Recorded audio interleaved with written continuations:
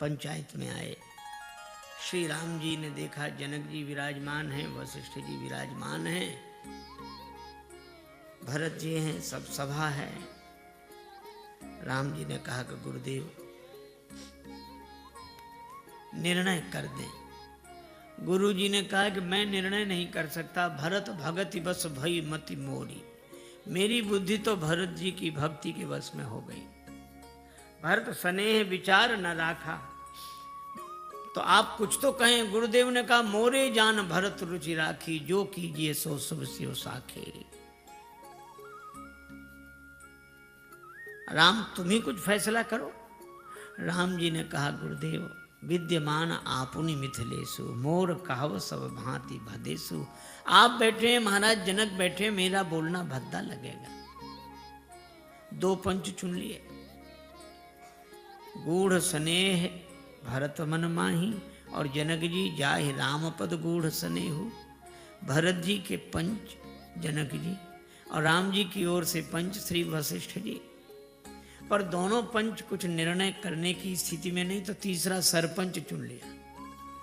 तीसरा सरपंच कौन? का सकल बिलोकत भरत मुख बनई न उतर देत। श्री भरत जी ने देखा, उठकर खड़े हो गए। राम जी को बोलने में जहां भद्दा लग रहा, वहां श्री भरत जी बोल रहे हैं।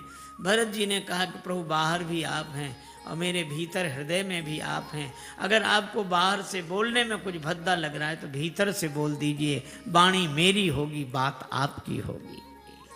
और भरत भारती मंजू मराली। श्री भरत जी सरस्वती जी का स्मरण करते हैं, मानो भरत जी नहीं सरस्वती जी बोल रही हैं, और सरस्वती जी के माध्यम से राम जी बोल रहे हैं। यही है, वाणी भक्त की होती है और बात भगवान की होती है। श्री भरत जी ने कहा मैं तो बस सेवा चाहता हूं। भगवान ने कहा कि मुझे अवध ले चलकर मेरी सेवा करो या मेरे साथ चलकर मेरी सेवा करो। श्री भरत जी बोले दोनों बात नहीं कह रहा हूं। फिर का आज्ञा समन सुसाहिब सेवा, आदेश मिल जाए, आज्ञा मिल जाए। राम जी पुलकित हो गए। राम जी ने कहा कि भरत पितु आए सुपाल ही दो भाई, दोनों भाई पिता की आज्ञा का पालन करें। मैं जानता हूं कि तुम्हें इसमें बड़ी कठिनाई, निर्णय हो गया। भरत जी ने 5 दिन में चित्रकूट का दर्शन किया। आज सुंदर दिन जानकर जाने की बात मन में है, पर राम जी कुछ कहने में संकोच कर रहे हैं। तो राम जी ने सोचा कि हम कैसे कहें कि आप लोग जाओ, कोई दूसरा कह दे। तो श्री राम जी ने देखा, गुरुदेव की ओर देखा।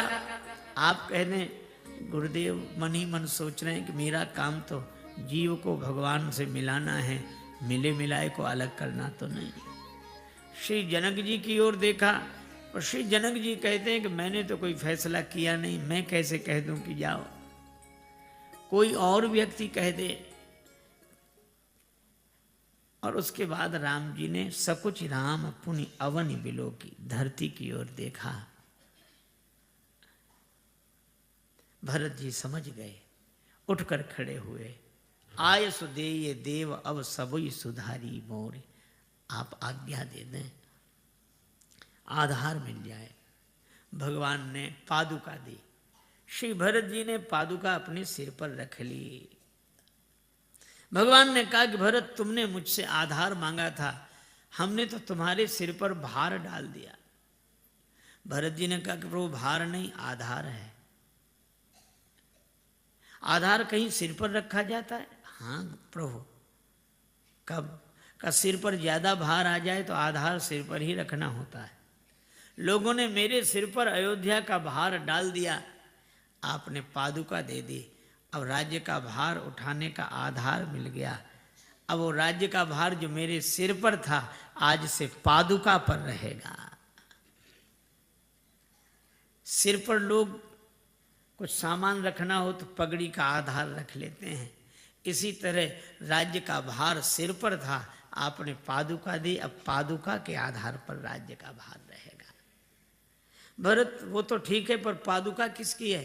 कहा प्रभु आपकी। राम जी ने कहा कि तुम तो अयोध्या ले जा रहे हो, फिर कैसे फैसला होगा कि पादुका मेरी। भरत जी ने कहा फैसला हो जाएगा, पादुका अगर चित्रकूट में रहती तो आपके पद में रहती, और पादुका अगर अयोध्या में रहेगी तो आपके पद पर रहेगी। ये पादुका कभी पद से अलग हो ही नहीं सकती, चाहे पद में रहे चाहे पद पर रहे।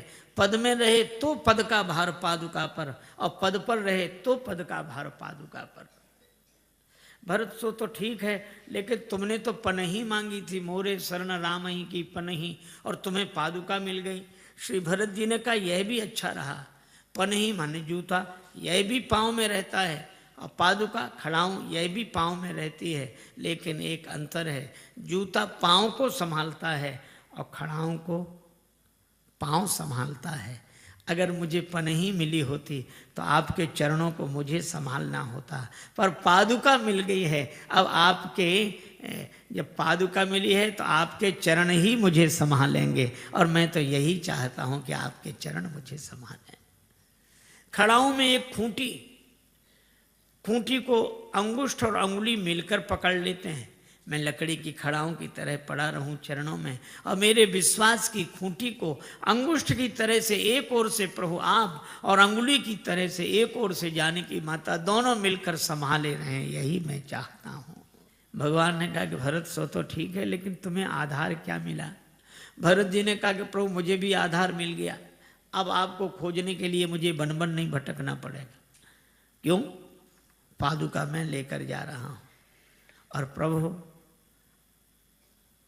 पादुका चरणों के पास चलकर नहीं आती, चरण ही वहां चलकर आते हैं जहां पादुका होती है।